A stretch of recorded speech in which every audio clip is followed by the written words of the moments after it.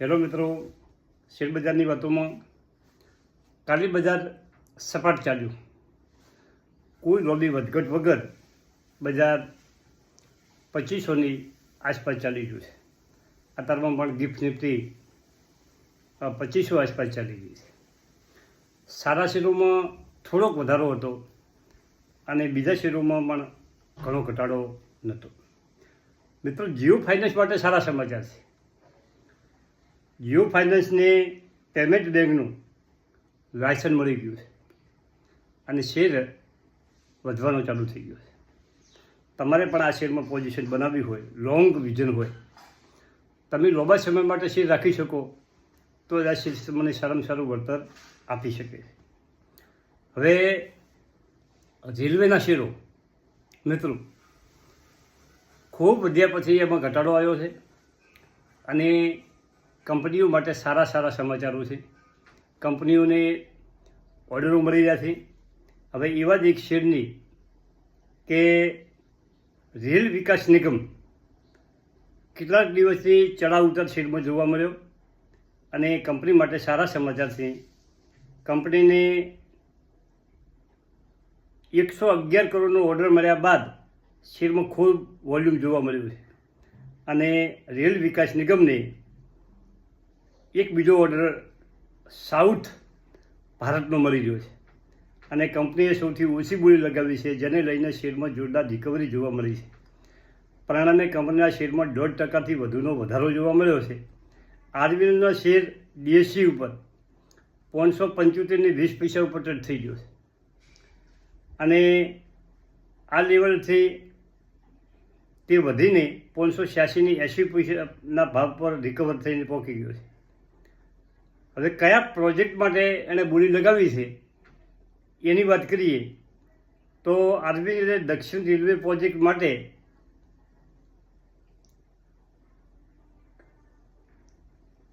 11,138 કરોડની બોલી લગાવી છે અને આ પ્રોજેક્ટ અંતર્ગત સ્ટેશનો પર હાજર ડીસીટીસી અને એમએસડીએસી મલ્ટી સેક્શન એક્સેલ કાઉન્ટરની લેસ કરવાનું કામ છે અને આ કામ કંપનીને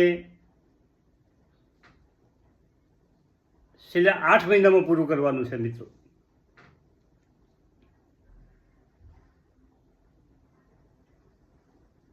અને તેનાથી કંપનીના શેરમાં જોરદાર ઉછાળો આવી શકે છે. મિત્રો, કોઈ પણ કંપનીનો તે શેર ખરીદો તો તમારે એમાં ધીરજ રાખવી પડશે, એને સમય આપવો પડશે. 1-2 વર્ષનો સમય આપશો તો તમે તેમાં સારું પ્રોફિટ લઈ શકશો. મિત્રો, ટૂંકા ગાળામાં જો તમને પ્રોફિટ મળતો હોય તો તમે પ્રોફિટ બુક કરી શકો છો. આ સમય એવો ચડ ઉતરનો સમય છે અને તમને પ્રોફિટ મળતો હોય તો તમે પ્રોફિટ બુકિંગ કરી શકો. પરંતુ તમે કોઈ પણ શેર ખરીદ્યા પછી શેરમાં ઘટાડો આવે તો તમારે સારી કંપનીમાં રાહ જોવી જોઈએ મિત્રો. અને 30 ઓગસ્ટ બાદ લાગુ થશે. મોટું રોકાણ આવવાને કારણે શેરમાં તેજી દેખાઈ રહી છે. એક વર્ષમાં શેરનું પ્રમોશનની વાત કરીએ તો 28 ઓગસ્ટ 2023ના રોજ આ શેર નીચલા સ્તરે 123 રૂપિયાના ભાવે ચાલતો હતો મિત્રો. અને ગત મહિના 15 જુલાઈ 2024 647 રૂપિયાનો કંપની હાઈ બનાવ્યો હતો આરબીએનએલે. અને કંપનીની નાણાકીય વર્ષ 2025માં જૂન ક્વાર્ટરના પરિણામો બરાબર ના આવે, 35%માં ઘટાડો થયો હતો અને એના કારણે શેરમાં ખૂબ ઘટાડો આવ્યો હતો. ઘટાડા પછી કંપનીના શેરમાં વધારો ચાલુ થયેલો છે મિત્રો. હવે બીજું જીઓ ફાઇનાન્સની વાત કરવી છે. જીઓ ફાઇનાન્સ રિલાયન્સ ગ્રુપની કંપની છે અને રિલાયન્સે એમાં જે એના શેર હોલ્ડરો હતા એને એક વધારાનો શેર જીઓનો આપેલો છે, કોઈ પણ ચાર્જ વગર. અને જીઓનું કામ ફાઇનાન્સ કરવાનું અને પેમેન્ટ બેંક, ઇન્સ્યોરન્સ, આવા ઘણા કામો એ કરવાની છે અને દમદાર મોટી કંપની જીઓ ફાઇનાન્સ બનવાની છે. પરંતુ એના માટે તમારે 5 વર્ષનો તમે સમય આપો. આ કંપની તમને પૈસા બનાવી આપે કંપની છે. એનું કારણ છે કે એની માતૃ સંસ્થા રિલાયન્સ છે અને આવી દમદાર કંપનીમાં તમે હોલ્ડિંગ કરી શકો છો. અને બીજો શેર છે ટીના રબર. મિત્રો, ટીના રબર વધ્યા પછી ખૂબ ઘટ્યો છે. કંપની એટલી મજબૂત કંપની છે, કંપનીનું કામ એટલું સરસ છે, આ શેર મને ગમે છે. મિત્રો, એનું કારણ છે કે રબર જે એનો કાચો માલ છે, એ જે ગાડીઓના ઉતરી ગયેલા ટાયરો છે એ એનો કાચો માલ છે, અને એમાંથી રિસાયકલિંગ કરી અને એ પાછું રબર બનાવે છે. અને એ રબરની જે ટાયર બનાવતી કંપનીમાં ખૂબ ડિમાન્ડ છે. મિત્રો, ટૂંકા ગાળામાં ટીના રબર એક ગજબનું રિટર્ન આપ્યું છે. વચ્ચે કંપનીએ બોનસ પણ આપી દીધું, અને ફરી કંપનીના આ જે જૂના ઓકળા આવ્યા એમાં જોરદાર ઓકળા સારા આવ્યા છે. તમે આ કંપનીને પણ નજરમાં રાખી શકો છો. હવે 2-3 કંપનીઓ વિશે જે કોચિન શિપયાર્ડ, મદન.com અને ત્રીજી કંપની છે, આ 3 કંપનીઓ કોચિન શિપયાર્ડ, મદન.com, આ 3 કંપનીઓ જો તમારા પોર્ટફોલિયોમાં હોય તો તમારે એને હોલ્ડ કરવી પડે.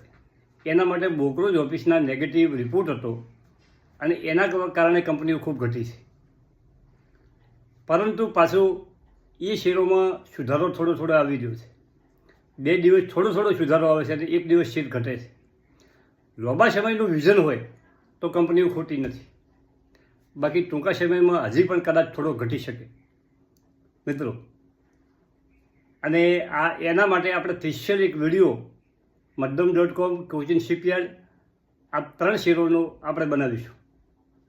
બાકી 3 શેરો જે શિપિંગ કોર્પોરેશન, આ શિપિંગના જે શેરો છે એ શેરોની વાત કરવાની છે. મિત્રો, અને આ રીતે મજબૂત પોર્ટફોલિયોને ફેદવાનો નહીં, લાંબા સમયનું રીઝન હોય તો, અને કોઈ કંપની તમને એવી લાગતી હોય અને તમને 5, 10, 15% પ્રોફિટ હોય તો આ સમયમાં પ્રોફિટ બુક પણ તમે કરી શકો છો. મિત્રો,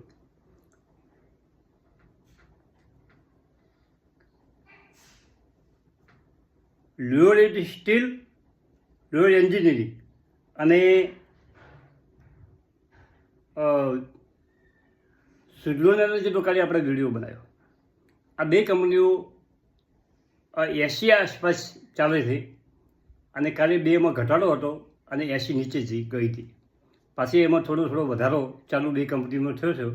આ કંપનીઓ 70 રૂપિયા આસપાસ જો ઘટે તો આ કંપનીઓ 2 સારી કંપનીઓ છે. ટૂંકા સમયમાં સારું રિટર્ન આપી શકે એવી આ 2 કંપનીઓ છે. એનો પણ આપણે કાલે વિડીયો બનાવ્યો હતો, અને આ કંપનીઓ તમે રડારમાં રાખી શકો છો. થેન્ક યુ, આભાર.